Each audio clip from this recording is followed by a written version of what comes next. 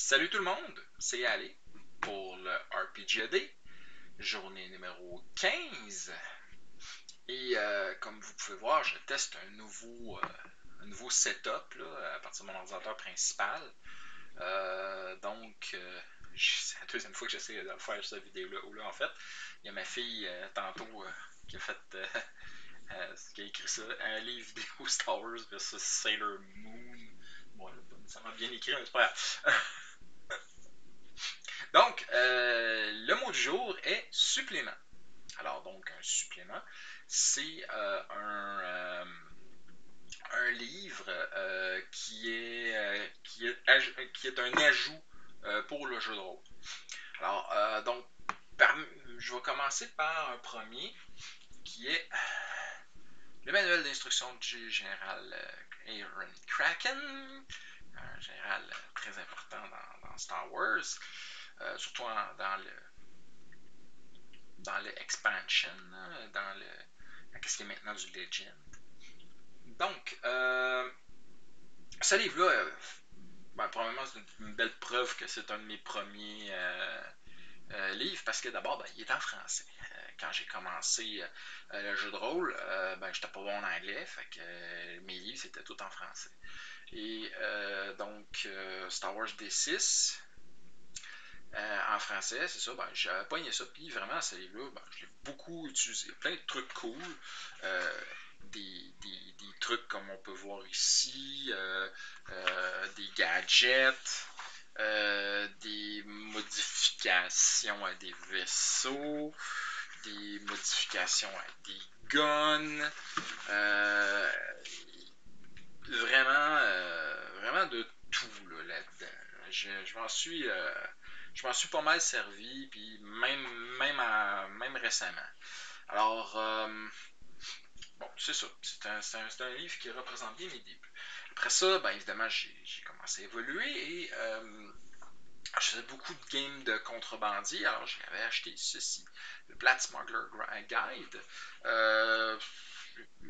Beaucoup d'affaires par rapport aux contrebandiers, des items, des idées d'aventure, des idées de personnages. Encore une fois, c'est quelque chose qui m'a quand même pas mal servi quand j'ai pendant très très très longtemps, excusez. Euh, c'est quelque chose dont je me suis beaucoup servi. Puis bon, première affaire en anglais, parce qu'à un moment donné, il faut bien apprendre l'anglais. Alors non, en plus, aussi, je m'étais acheté ceci, le Rules of Engagement, le Rebel Spec Force Handbook, pour, évidemment, les batailles et les affaires dans la main. Comme vous en constatez, le livre, je l'ai usé à corde, il ne tient plus de bout, mais il y a tellement de stuff là-dedans, là,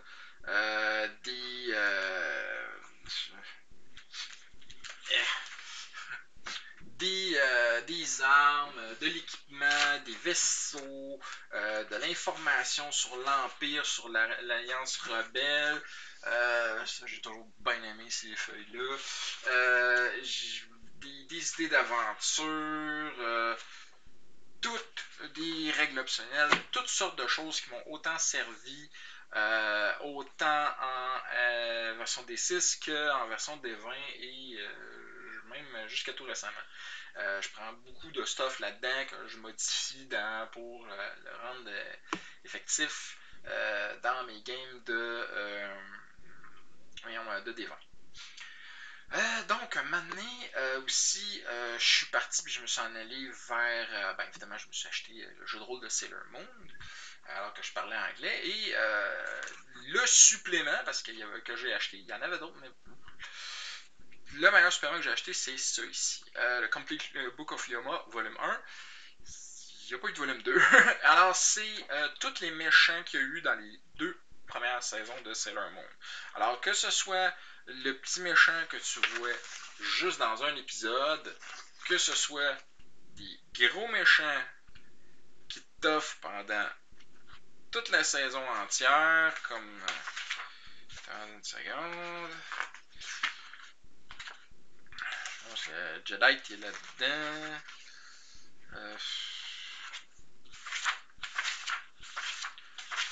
Mais c'est surtout les petits méchants. Tu sais,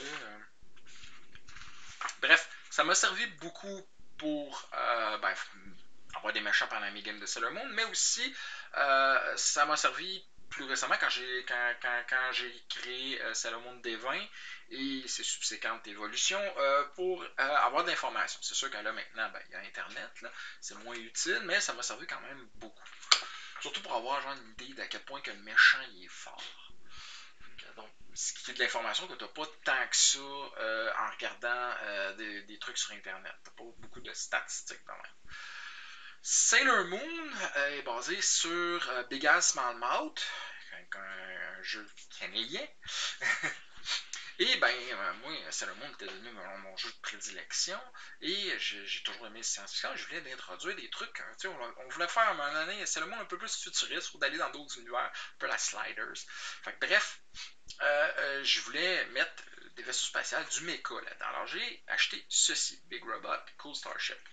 Évidemment, c'est très manga, mais bon, il y a toutes sortes d'affaires sympathiques qui m'ont servi, comme vous pouvez voir ici, qui m'ont servi à beaucoup de sauces. C'est ça. J'ai toujours bien aimé ce petit livre-là, même si je m'en suis au final pas tant servi. Mais tu sais, j'avais la base avec ça, fait que ça m'a servi pendant un temps. Un autre aussi, toujours avec Big House Out, Dungeon. À cette époque-là, j'avais commencé à jouer Donjon Dragon 3e édition, 3.5. J'avais à peine joué à 2e édition. Mais bref, je m'étais servi de ça parce que justement, 3e, je trouvais ça trop compliqué pour DMer. Fait que je voulais faire des games dans le même style, mais à ma sauce. Fait que ça, c'est plein de monstres avec des statistiques simples et efficaces. Des petites images cute, j'aimais beaucoup ça. Mais aussi, à la fin, il y a un donjon. Donjon que j'avais recopié sur des feuilles pour faire une aventure que j'avais faite en 3.5 édition. Puis, c'est ça. J'avais fait au moins une aventure. Après ça, ce manuel-là m'avait juste servi à avoir des monstres. Fait que c'est encore une autre affaire qui m'a moins servi parce que je commençais à m'en aller vers la 3e édition. 3e édition, tous mes livres et manuels de 3e édition en fait, surtout pour un 3.5, j'ai tout revendu parce que quand je tombais à Pathfinder, je tombais à Pathfinder vraiment à fond. Un seul et unique livre que j'ai gardé, c'est celui-là, le Arm and Equipment Guide de 3e édition, même, c'est même pas un 3.5. Pourquoi? Parce qu'il y a là-dedans des trucs que même dans 3.5, il n'y avait pas du tout. Comme des armes vraiment originales, des trucs complètement cool. Là, j'essaie de retrouver un truc que j'avais trouvé dans mon premier. Ma première tentative de faire vidéo.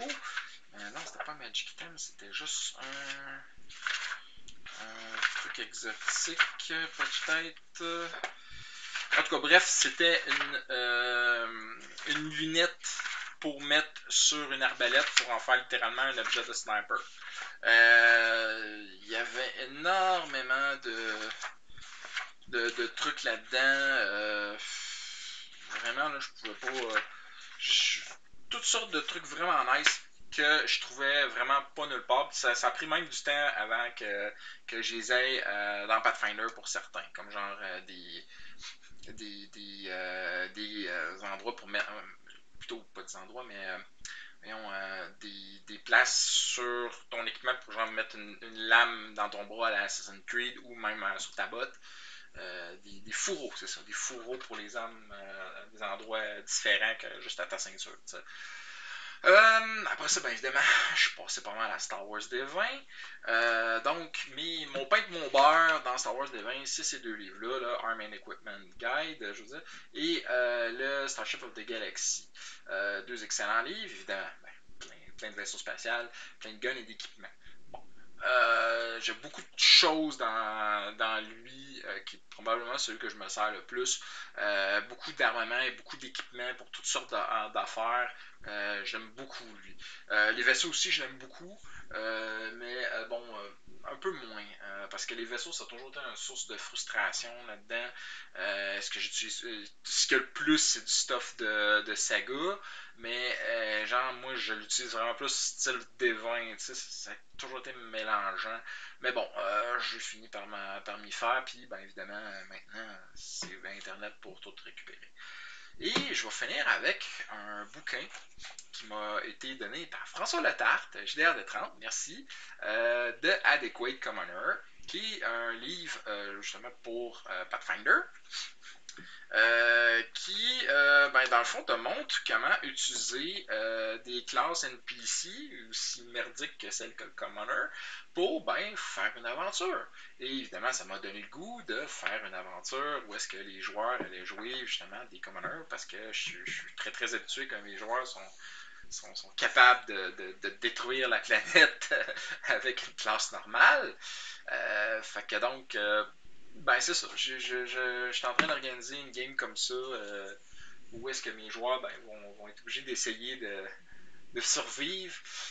Puis en plus, je voulais faire ça un peu à la avec un peu dans l'univers de Goblin Slayer. C'est encore sur les plans, sur la feuille, là, pour l'instant, il n'y a rien d'organisé parce que, en ce moment, je suis dans le jus, j'ai toujours trop de games. Fait que là-dessus, je m'en vais vous souhaiter des critiques nombreux et des fumbles rares. Bye!